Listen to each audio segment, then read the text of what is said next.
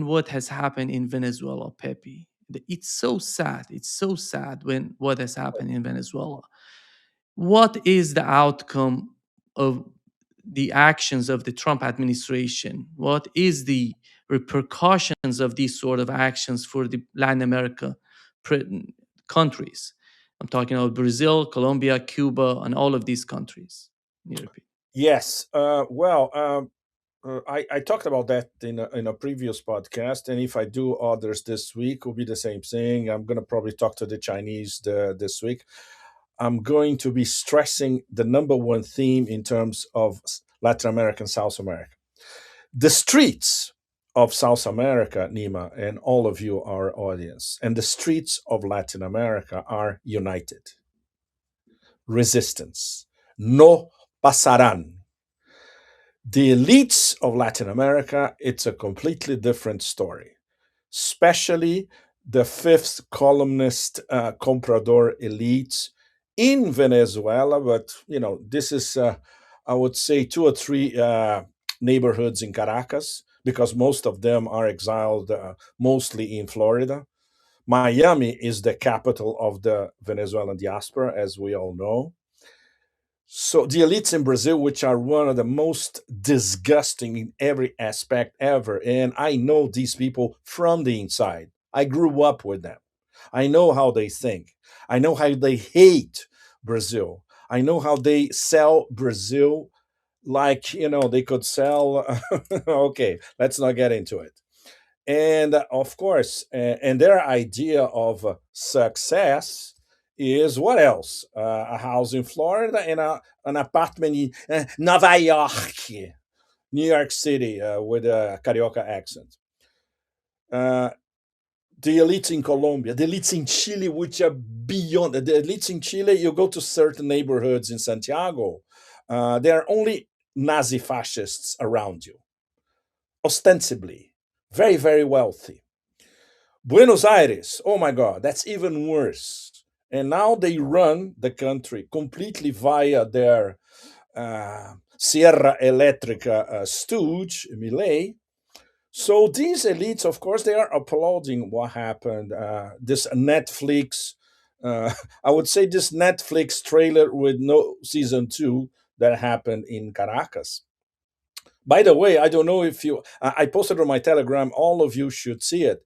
There is already I would say less than 2 minute artificial intelligence rendering of what happened in Caracas, following the American script and done by a Venezuelan filmmaker. So he bought the American narrative completely. But the AI production, the production values are excellent. And this, for young people all over the world, this is very dangerous because this is subliminal psyops already. This is going to be the version for young people hooked on AI that's going to start circulating everywhere. And conceptually, it's totally false, although it's brilliantly presented and it looks gorgeous. But it's total bullshit. It's basically a press release from the White House put on AI. Okay, so that's the major difference, Nima and all of you. And keep it very, very clear. All of you who are watching us that are from South America or Latin America, speak Spanish or Portuguese, and all of you, maybe many more of you, who are not in South America, Latin America, who have, I would say, marginal exposure to life in South America and in Latin America, not only these past few years, but in the past few decades. This dichotomy between the working classes, the campesinos, the popular few all across Latin America, and their absolutely disgusting elites. It's one of the most graphic abysses in the history of humanity, really. And I'm not being hyperbolic here. So obviously, this 1% in South America and Latin America, for them, this is a godsend because their model, whoever is in power in Washington, is the empire. They are the lackeys of the empire. They are the picked millimetrically by the empire, trustworthy comprador elites. You live in Brazil, Nima. You know very well what kind of people I'm talking about in Brazil. The old money in Brazil, like, the what, 50, 60 families, old money in Brazil, especially for the past 200 years. Most of them concentrated in the south, but there are some in the northeast as well. And of course, the old money, the extreme right, evangelical, agribusiness kind, bling bling kind of money, which every time that I go back to the city where I was born in Sao Paulo, and I go to some of my favorite places, and these people are invading some of the old places, but they go to their own places, which are disgusting. And if they are not, they make it disgusting by their bling bling ostentation. So this is life in South America and Latin America very well, and you know it, Nima. This total abyss, and obviously they never intersect. They only intersect when there's some high-profile kidnapping uh, or assault at gunpoint in Rio or São Paulo, especially, and then the clash hits the headlines, right? But this just look in the first 72 hours, the reaction, the popular reaction all across, not only the streets of Caracas and the streets of Venezuela, in the countryside of Venezuela as well, but in Colombia, in Peru, in Brazil, in Uruguay. uh, this I am defining him now as the Neo Caligula, which is an easy. I would say it's an easy way for people to understand what we're talking about. This new Caligula mini Netflix operation managed to unite popular opinion all across Latin America. And it's great that the images that we are seeing, not only in Caracas, the official images, like they'll see now the president saluting. The first ones to be saluted, who were they? The ambassadors of Russia, China, and Iran. And these images, don't forget, they go all across Venezuela and beyond, via Telesur, beyond many countries in South America as well. The fact that we have images of Delcy presiding, let's say the new Security Council of Venezuela, with the Minister of Defense on one side, the Minister of Interior on one side, and basically are saying, we are resisting. They're saying in images, no pasarán. That's it. We are resisting. And it's no wonder that the circus ringmaster, aka Neo Caligula, already proclaimed that if Delcy doesn't do what she's told, I'm going to bomb Venezuela again. Uh, we are not joking. This is what he says. And if you saw his performance yesterday, which was broadcast live a little bit everywhere, and it's everywhere around the net, we are dealing with a profoundly deranged individual, a megalomaniacal narcissist, totally out of control. In many aspects, Nima and all of you, this operation was for his own ego, regardless of any geopolitical, geoeconomic, diplomatic, humanitarian consequences, not to mention breaking international law. Because this character never thinks in terms of constraints, common sense, respect for the other, whoever the other is. He only thinks megalomaniacally about himself, his image reflected in a swampy pool where he's staring at his own image nonstop until he drowns. And he's drowning over and over again. And this is just the beginning of the latest drowning. The ramifications of, for the first time, the United States bombing a South American capital. That's a first. The United States kidnapping the head of a sitting government in the global South, not only South America, Latin America, the global South. That's already a first. So, the repercussions are going to be very, very long term. We're just in the beginning. The train has not even left the station, Nima. We're still at the station because we're still at the station and we're looking around and say, okay, what time the train is going to leave? Okay, so before the train leaves, let's take a look at if we did everything we need to do, if our luggage is on board, etc. So now we have some. Yeah, it seems that we've lost Pepe. He's going to join us again. And it was some sort of problem with his connection, I assume. Let me just contact him. Yeah, he's coming. Yeah, you're back, Pepe. Yes, I got a weird message saying that I needed to reload the site. That's really, Why? really weird. I Yeah. didn't do anything, and this message came, and our communication was cut off. So, okay, sorry, guys. Once again, we are victims here. We know who's doing this. Exactly, know who's doing this, especially because this is a communication between Littlestan and Iran. So, um, okay, so we know more or less how the whole thing developed, and that is something extremely problematic. We know the names of some of the people who actually betrayed Maduro. Uh, we knew from the beginning there were from our Venezuelan context that there were people from his security detail. But one of them was now identified by the DLC interim government, uh, General Tabata. This guy is a director of military counterintelligence. So this is up there as well. So, yes, CIA money, as it does everywhere.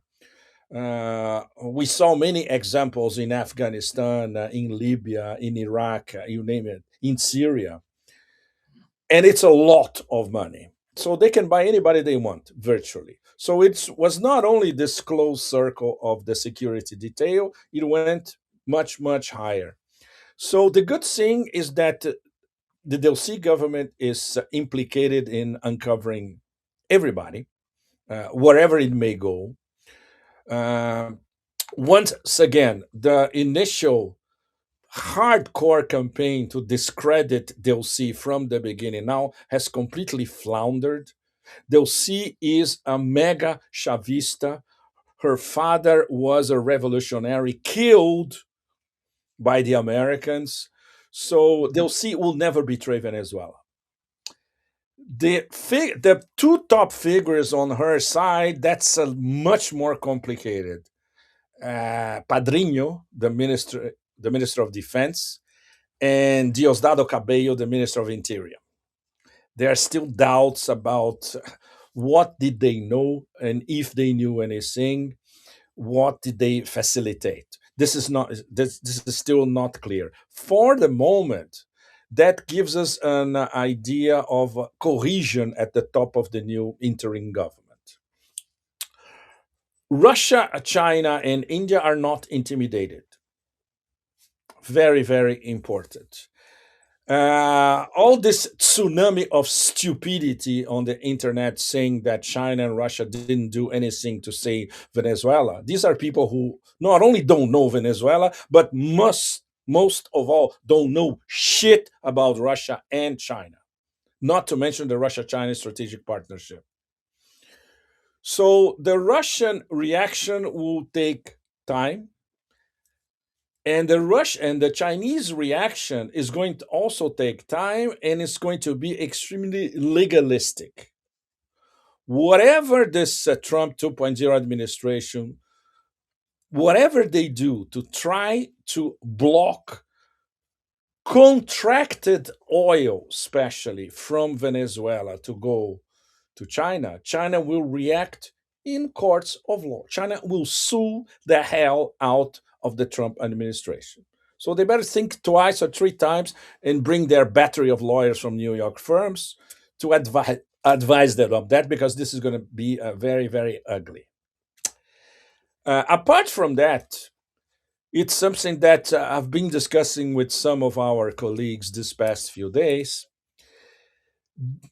The absolutely delightful scenario, once again, let me stress to all of you, this is a very plausible scenario, is that this is part of a very elaborate, sophisticated trap laid out by Russia and China to catch the narcissistic megalomaniac Neo Caligula.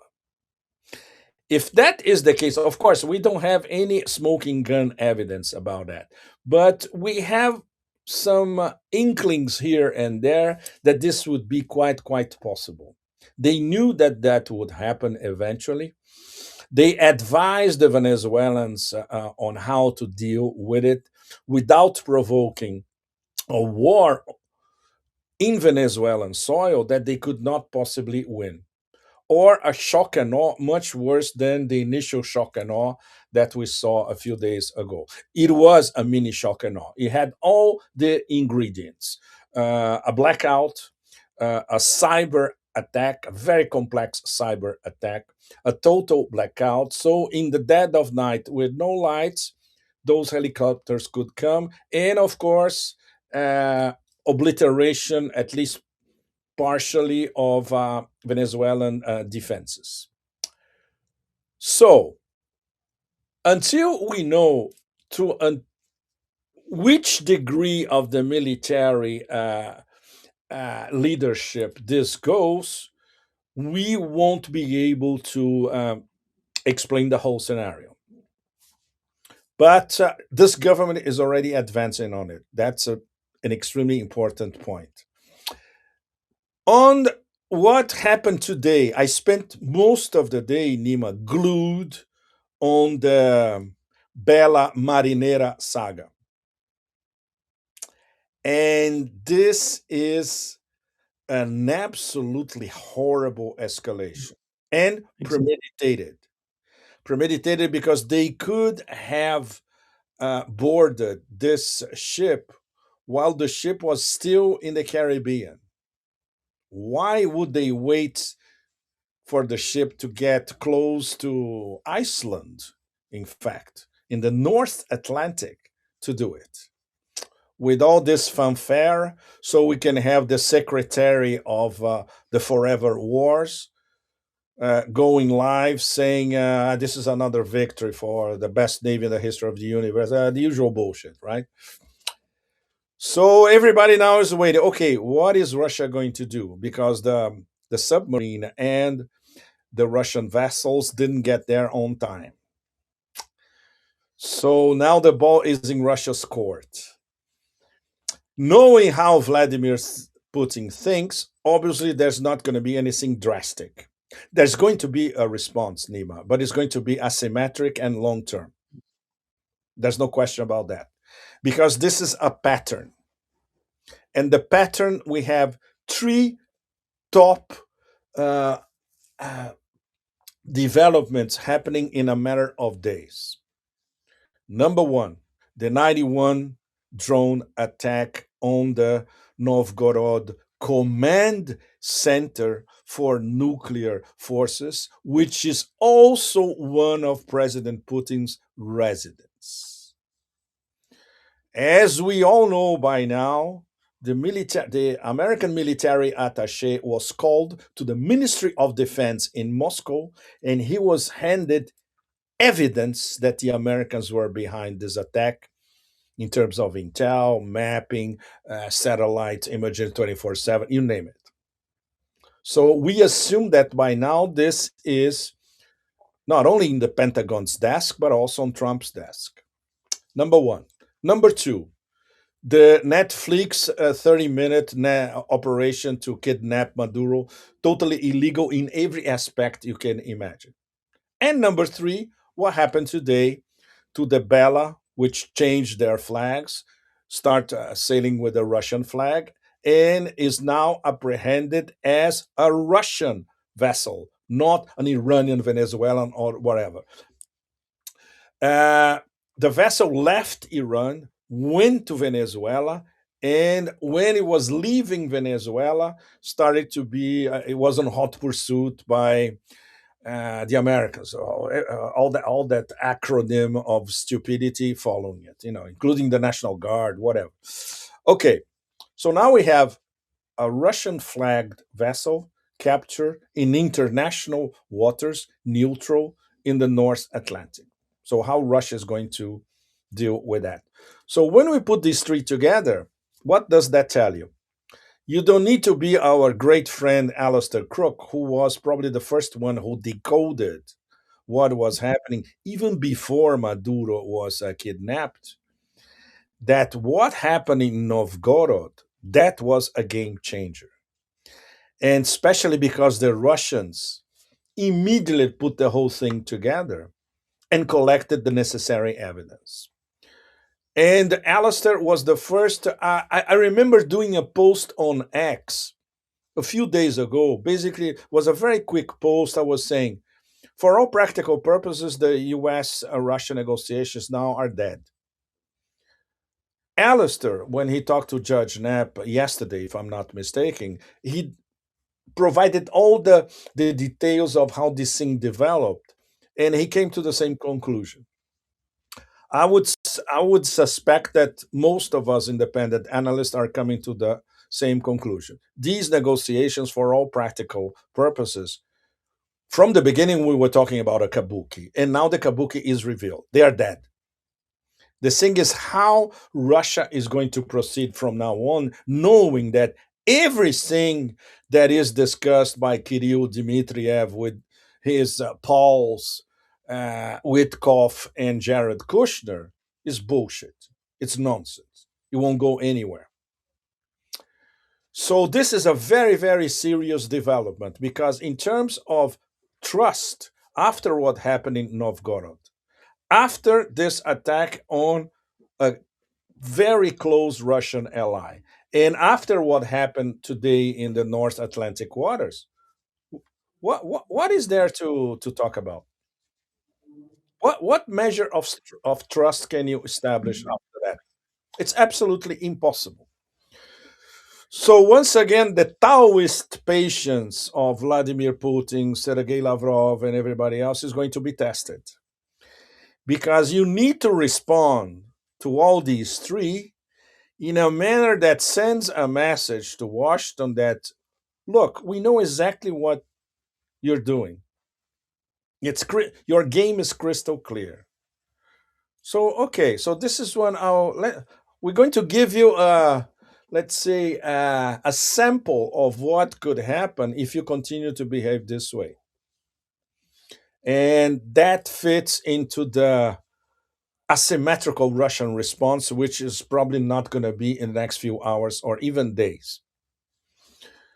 And of course, brings back to what we were already discussing until a few days ago, which is the Lavrov, I would say the Lavrov mantra. The SMO will be decided in the battlefield. That's it. There's no other solution. The capitulation of not only Kiev, but the Europeans and NATO, and obviously ultimately of the empire, will be decided in the battlefield, period. So we enter another stage of the SMO now. It's SMO, counter terrorist operation, and with no end in sight. This war is not going to finish in 2026. It's more than obvious. It will go on, can go on for at least another 3 years or even more. So we are back in a extremely volatile, incandescent territory because of these American actions.